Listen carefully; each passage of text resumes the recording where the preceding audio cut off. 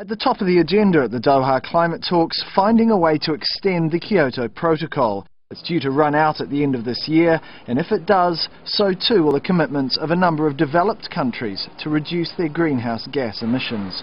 Fewer and fewer developed countries have committed to an extension, making the treaty even weaker than before. What developing countries are asking for today, when they say they want a Kyoto Protocol extension, is that they want the principle of equity, differentiation and target-based approach to continue in the future as well. That's why Kyoto Protocol matters. Delegates have also been working on what will replace the Kyoto Protocol.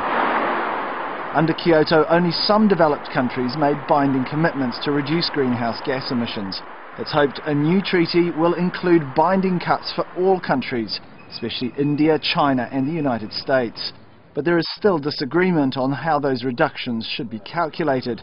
At best, it's hoped delegates at Doha will agree on a work plan for the next few years to advance progress on the new treaty. It's been suggested this enormous spider, a piece of modern art, has become a symbol of the progress or lack of progress being made at the talks here in Doha.